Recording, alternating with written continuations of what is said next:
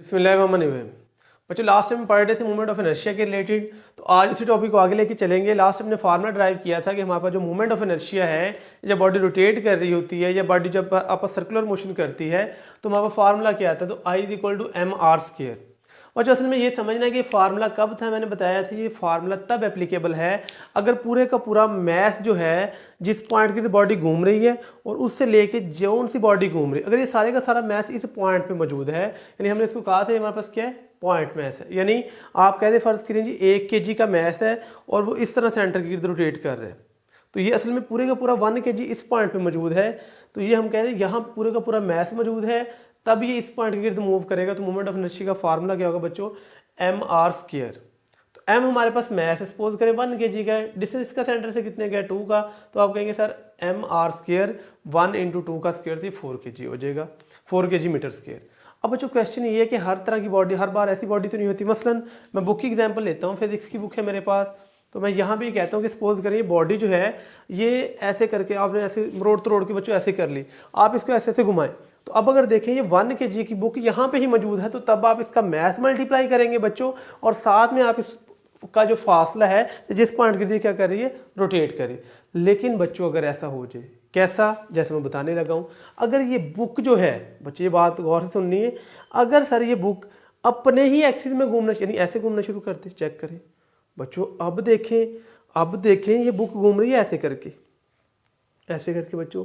अब देखें इसका यहाँ पे भी मैस मौजूद है, यहाँ पे भी, हर जगह मैस मौजूद आ रहा है। अब आप कैसे कहेंगे सर ये एम आर स्क्वायर लगेगा? नहीं बच्चों, क्यों नहीं लगेगा सर, इसकी रीज़न क्या होगी, आपने कहना है ये देखें ये पॉइंट है, इधर भी मैस मौजूद है, इस साइड पे मौजूद है, इस साइड पे मौजूद है, इस साइड पे भी। ये तो फार्मूला ही बच्चों तब एप्लीकेबल है अगर घूमने वाली चीज़ पूरी की पूरी एक जगह पे मौजूद हो, लेकिन ये बुक फैली हुई है।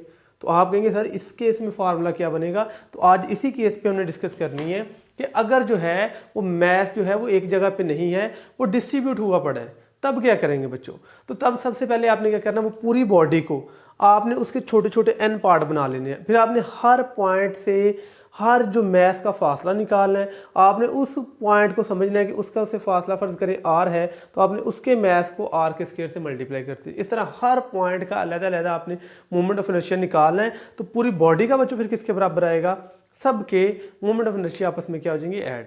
बच्चों एक चीज़ जो काबिल गौर या समझने वाली चीज़ है कि मूवमेंट ऑफ इनर्शिया असल में हमारी टेंडेंसी है किसकी चीज़ की, कि अगर कोई चीज़ रुकी है तो रुकना चाहती है, मूव करती है तो मूव करना चाहती है, यानी उसको रोकना या चलाना कितना मुश्किल है, या सिंपल कह दें उसकी हालत को चेंज करना कितना मुश्किल है।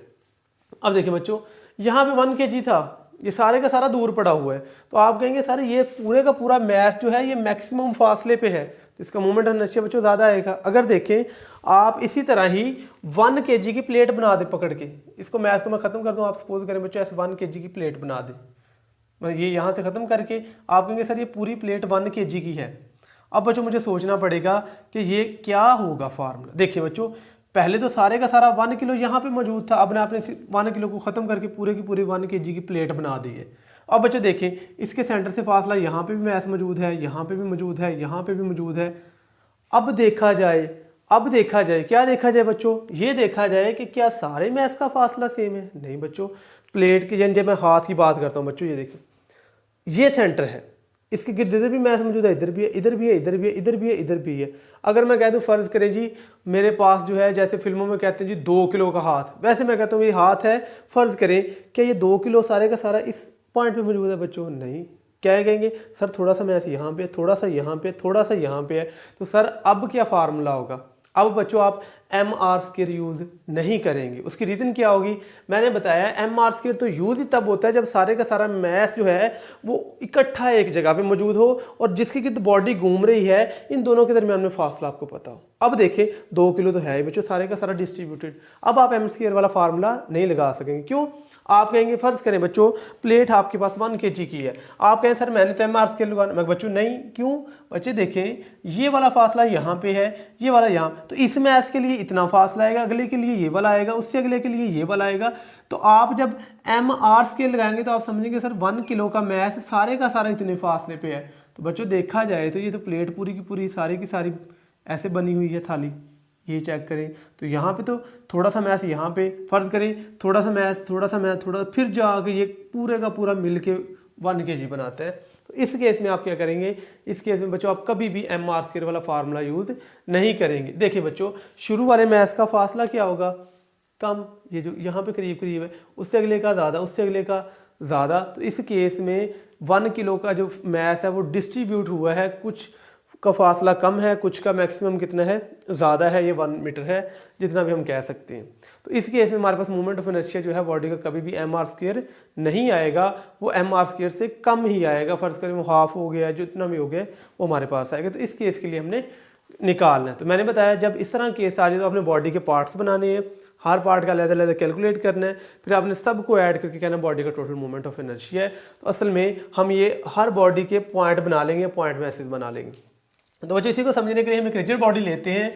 आपकी बुक पे शेप जो है वो कुछ और तरह की बनी है, मैंने आपको समझाने के लिए ऐसे बना दी, तो पेपर में आप लोगों ने ऐसे ड्रा कर देनी है। आप सपोज करें ये कोई रिजिड बॉडी है या फटा टाइप है या लोहा टाइप है बच्चों, इसका होगा क्या, आपने ऐसे रखी हुई है। रिजिड बॉडी क्या होती है कि जिसके ऊपर आप फोर्स लगाएं उसकी शेप चेंज ना हो, इसको हम रिजिड बॉडी का नाम दे देते हैं। देखिए बच्चों, हमने कहा इसकी n पार्टिकल है बच्चों, हमें नहीं पता, हमने इसके मैसेज 5-6 सपोज कर लिए, ये m1 है, ये m2 है, m3 है, m4 है, m5 और mn है। हमने कहा कि इस बॉडी के n पार्ट्स बनाए। आपने कहा इसका मैस m1 है, इसका सेंटर से फासला r1, r2, r3, r4, r5 and rn हो जाएगा। बच्चों इस बॉडी को पकड़ के मैंने घुमाया है, ऐसे करके फोर्स लगाई है, तो बच्चों ये घूमेगी। जब ये घूमेगी तो हमारे पास सपोज करें बॉडी घूम के यहाँ पे ऐसे, यानी ये ऐसे थी बच्चों, ऐसे घूम गई तो यहाँ पे आ गई। तो बच्चों देखने की चीज़ क्या इंटरेस्टिंग कि ये वाला मैस भी मूव करेगा, ये भी मूव करेगा, ये भी, ये भी, ये भी और ये। तो चेक करें, जब आप घुमाएंगे तो हर पार्टिकल रोटेट कर जाएगा। सिंपल। आपने कहना सर अगर m1 का एंगल थीटा बना होगा तो m2 भी थीटा के साथ आगे मूव कर गया होगा, m3 भी, m4 भी, m5 भी, m यानी कि हर पार्टिकल, मतलब देखिए मेरी उंगलियां 5 है बच्चों, देखिए मैं इसको घुमाता हूँ अपने हाथ को ऐसे करके, गौर कीजिएगा ऐसे करके, तो जितनी की मेरी ये छोटी उंगली मूव की होगी बच्चों, उतनी ये वाली भी, उतनी ही ये वाली, उतनी, तो हर एक ने इक्वल एंगुलर डिस्प्लेसमेंट तय किया हो। तो ये मैंने आपको चीज़ वहाँ पर डिटेल में समझाई थी कि जब भी कोई रिजिड बॉडी मूव करती है तो उसके हर पॉइंट का एंगुलर डिस्प्लेसमेंट सेम होता है बच्चों। अगर एंगुलर डिस्प्लेसमेंट सेम होगा, एंगुलर वेलोसिटी सेम होगी बच्चों, एंगुलर वेलोसिटी सेम होगी तो एंगुलर एक्सेलरेशन सेम होगा। तो इसी वजह से मैंने यहाँ पे लिखा है कि जब बॉडी रोटेट करती है तो पहले मैस का एंगुलर एक्सेलरेशन, दूसरे मैस का, तीसरे मैस का, चौथे मैस का, पांचवें मैस का, सो ऑन, जितने भी बॉडी में पॉइंट्स हैं सबका एंगुलर एक्सेलरेशन बच्चों क्या होगा, सेम होगा। तो इसी पॉइंट्स हम पढ़ लेते हैं। कहता है mostly the bodies have non uniform mass distribution, यानी कि मास डिस्ट्रीब्यूशन जो है वो सेम नहीं होती है आपके पास। तो आप इस केस में क्या करते हैं, कहते हैं कंसिडर अ रिजिड बॉडी, ये रिजिड बॉडी सपोज कर लें। उसके बाद क्या कहते हैं, made up of an small pieces. तो ये स्मॉल पीसीज, यानी मैंने बताया कि रिजिड बॉडी जो है इसको आपने पीसीज में डिवाइड कर लेना है। फिर आपने समझना है ये पॉइंट मैस, इसका फासला r1, ये पॉइंट 2 मैस r2, इस तरह सो ऑन सभी के मैसेज बना दें। तो इसको कहते हैं हर एक m1 m2 है और उसका डिस्टेंस कितना r1 r2 and so on from the axis of rotation. इसको पॉइंट किसका नाम दिया बच्चों, आप लोगों ने ओ पॉइंट का नाम दिया हुआ। अब हमने निकालना है टॉर्क। तो टॉर्क एक्टिंग ऑन 1 बच्चों, टॉर्क का फार्मूला हमने लास्ट टाइम ड्राइव किया था कि T is equal to m r square alpha, ये हमने ड्राइव किया था। अगर हम मैस 1 की बात करें बच्चों तो हमारे पास आ जाएगा T1 is equal to m1 r1 square alpha 1। इस तरह अगर हम m2 की बात करें बच्चों, T2 m2 r2 square alpha 2, T3 m3 r3 square alpha 3। तो इस तरह हमारे पास अगर n मैस के लिए देखेंगे तो Tn हमारे पास आ जाएगा mn rn square and alpha rn का स्क्वायर एंड अल्फा n। तो हमारे पास ये आ जाएगा। इस तरह टोटल टॉर्क अगर बॉडी का निकालें तो जितने भी पॉइंट्स हैं सबका टॉर्क बच्चों क्या हो जाएगा, एट n के लिए हम सबको क्या कर देंगे, at T1 T2 T3 so and Tn add हो जाएंगे। तो हम यहाँ पे वैल्यूज पुट करेंगे तो हमारे पास ये वाला आ जाएगी m1 r1 square alpha n, m2 r2 square alpha 2, m3 r3 square alpha 3, तो so on mn rn square and alpha n आ जाएगा। हमने एक चीज़ सीखी, पहले ही बताया कि alpha 1 alpha 2 alpha 3 and alpha n क्या है, इक्वल है, क्योंकि बॉडी क्या कर रही है, रोटेट। तो जब बॉडी रोटेट करती है हर पार्टिकल की जो है एंगुलर एक्सेलरेशन क्या होता है बच्चों, सेम होता है। तो यहाँ पे अल्फा 1 की जगह अल्फा पुट कर दिया, अल्फा 2 की जगह अल्फा, तो सब की जगह अल्फा पुट कर दिया। तो अगर देखा जाए सब में से कॉमन बच्चों अल्फा आ जाएगा, तो यहाँ बचेगा m1 r1 square, m2 r2 square, so on mn and rn square बचेगा बच्चों। अब देखा जाए अल्फा, अब ये जो टर्म होती है बच्चों इसको हम कहते हैं सम। ये चेक करें, बार बार एक ही टर्म रिपीट हो रही है, m r square m r square m r square m r square. तो हमने कहा कि ये ऐड हो रही है, ये समेशन का साइन बच्चों होता है, एडिशन के लिए कौन सी टर्म बार बार ऐड हो रही है, एम आर स्क्वायर, और यहाँ पे कभी 1 1 2 2 3 थी तो हम यहाँ पे आई लिख देंगे, तो आई 1 से लेके बच्चों कहाँ तक जा रहा है, एन तक जा रहा है, तो हम इसको यहाँ पे लिख देंगे, अल्फा बाद में लिख रही है तो ये वाली चीज़ आ गई। तो टॉर्क का formula T is equal to I alpha. तो बच्चों यहाँ पे देखा जाए I is equal to summation 1 से लेके एन तक। बच्चों ये पॉइंट बहुत इंपॉर्टेंट है, ये बहुत इंपॉर्टेंट पॉइंट है, मैं दोबारा कह रहा हूँ। रीज़न क्या है, ये एम आर स्क्वायर नहीं, वो कहता है हर पार्टिकल का पहले एम आर स्क्वायर निकालें फिर उनको ऐड करें तो आपको बॉडी का इनर्शिया मिलेगा। तो ये हमारे पास यहाँ पे इसी चीज़ को डिफाइन करता है, कहता था द सम ऑफ, बच्चों ये सम ऑफ द प्रोडक्ट, ये प्रोडक्ट किसका है, मैस का, एंड द स्क्वायर ऑफ, किसका स्क्वायर है, परपेंडिकुलर डिस्टेंस। तो मैंने कल बताया था जब पहला लेक्चर स्टार्ट किया था कि ये आर नहीं होता बच्चों, ये परपेंडिकुलर डिस्टेंस होता है जहाँ पे फोर्स लग रही होती है और जिस एक्सिस की बॉडी क्या करती है बच्चों, रोटेट करती है। तो ये हमारे पास आ जाता है, is called moment of inertia. तो इसका m are square, m mass है, आर क्या है, डिस्टेंस है, यानी यूनिट क्या आएगा बच्चों, मीटर। तो जो हमारे पास डायमेंशन बनेगा बच्चों वो क्या बनेगा, एम एल की पावर 2। बच्चों ये आप एक इमोजी देख रहे हैं, ये बड़ा सैड है, क्यों सैड है, इसको हम समझते हैं कि इस बच्चे की प्रॉब्लम क्या है। यानी क्लास में भी कुछ ऐसे बच्चे होते हैं जो ऐसे करके बैठे होते हैं, ठीक है, हम ये देखते हैं कि इस बच्चे को मसला क्या है। बच्चे इसकी बड़ी ना बेसिक प्रॉब्लम है, वो ये कहता है कि बुक के अंदर एक पॉइंट है, वो कहता है देखिए एक हमारे पास ये वाली शेप है, दूसरी ये वाली है, दोनों की शेप आपको नजर आ रही है, ये अंदर से हॉलो है बच्चों, यानी आप ये से कह लें ये घड़ी टाइप या ऐसे रिंग टाइप या जिसे हम चूड़ी कहते हैं बच्चों वैसी है। और ये आपके पास जैसे मैं कहता हूँ एक प्लेट है या ये भरी हुई चीज़ है, ये खाली नहीं है अंदर से, यानी ये गोल भी है सर्कुलर भी लेकिन खाली बच्चों अंदर से नहीं है, लेकिन दोनों का मैस सेम है। लेट्स सपोज ये एम और ये भी एम। बच्चों इसे हम कहते हैं असल में थिन रिंग या हूप, तो इसका हम कहते हैं मैस ऑफ हूप है, और ये मैस, इसे डिस्क कहते हैं बच्चों आप लोग, यानी ये प्लेट भरी हुई है, वो जिस तरह फिल्मों वाली बच्चों डिस्कें आती थी, ये वैसे डिस्क है हमारे पास। अब यार बच्चों समझना क्या है इसमें से, वो कहता है दोनों का मैस भी सेम है, दोनों का रेडियस भी सेम है, बताएं दोनों का मोमेंट ऑफ इनर्शिया सेम होगा। बच्चे बैठते हैं, अच्छा बच्चे कैसा आएगा, बच्चे बैठ के सोच रहे होते कि सर मैस भी सेम है, रेडियस भी सेम है, तो बच्चों ये तो सेम आना चाहिए, क्यों, हमने फार्मूला पढ़ा है एम आर स्क्वायर।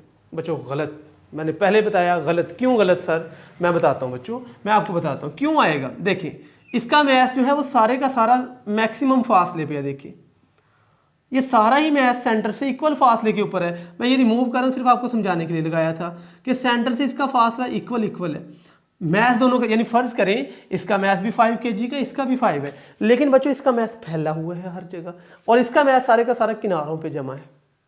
तो सोचने वाली बात क्या हुई सर, सोचने वाली भी ये बात हुई कि देखें, क्या देखें सर, कि ये देखें बच्चों इसका जो सारे का सारा मैस है वो किनारों पे जमा हो गया यहाँ पे, यानी आप ये कह लें कि इस तरह सारे का सारा किनारों के ऊपर है, आप हाथ लगाएं फिर लगेगा बच्चों। लेकिन जब थाली की बात करते हैं या किसी प्लेट की बात करते हैं तो थोड़ा सा मैस यहाँ पे है, थोड़ा सा यहाँ पे है, थोड़ा सा यहाँ पे है। तो बच्चे देखें जिस तरह दूर जाएंगे तो कुछ मैस ज़्यादा फासले पे है, कुछ कम पे है, कुछ कम पे है, कुछ कम पे।